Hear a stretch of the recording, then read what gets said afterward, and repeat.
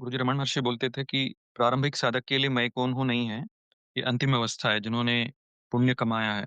इसका अर्थ क्या है?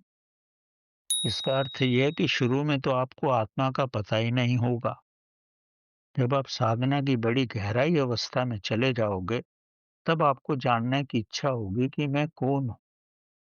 और तभी उन्होंने बोला कि जब उस अवस्था में आप पहुँच जाओगे, तो ये जब जानने की कोशिश करोगे कि मैं कौन हूँ, तो उस वाक्य में ही आप डूब जाओगे। उस वाक्य में आप कोई 2, 4, 5 मिनट में नहीं डूब सकते। कई सालों तक उसको अपने मन में रखोगे।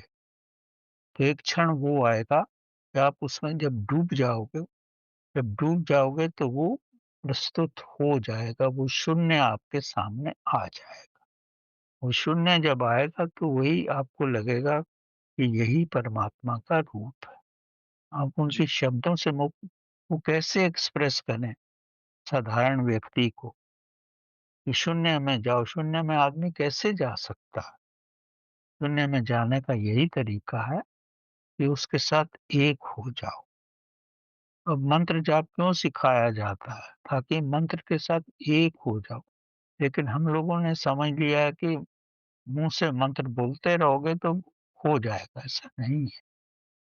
जब उसके साथ एक हो जाओगे तो आप विलीन हो जाओ। जैसे मैंने पिछली बार कथा सुनाई थी आपको, एक अनपढ़ व्यक्ति गुरु के पास आता है, तो बोलता है मेरे को भगवान का साक्षात्कार करना है। मैंने कहा ये बड़ा मुश्किल है। अगर तेरे को करना ही है तो धान कूटता रहे सुबह से शाम तक। वो सुबह शाम तक धान कूटता रहा। जब धान कूटते-कूटते वो कूटने की अवस्थाएँ में ही आ गया तो मन तो उसका शून्य हो गया। जब मन शून्य हो गया तो आत्मा का विकास हो गया। आत्मा का विकास हो गया तो उसको मालूम पड़ गया कि मन तो शून्य है। तो तब गुरु ने पूछा कि मन क्या है? तो सबने तो बोला कि मन एक दर्पण है, उसपे धूल जम जाती है। इसने बोला नहीं मन तो शून्य है। तब गुरु ने समझा इसकी तो महान अवस्था आ गई। आप मन को तभी शून्य समझ सकते हो जब आपकी महान अवस्था आ जाए। उससे पहले नहीं शून्य समझ सकते क्योंकि आप तो विचारों में घिरे रहोगे। काम, क्रोध, लोभ, मोह, अहंकार इन विचारों में ही रहोगे तो मन को शून्य तक क्या समझोगे? जब आपको लगे कि मन में कुछ है ही नहीं, तो जो बचा है वो आत्मा ही तो है। उसी के साथ आप पैदा हुए थे। तब आपको आत्मा का साक्षात्कार हो जाता है।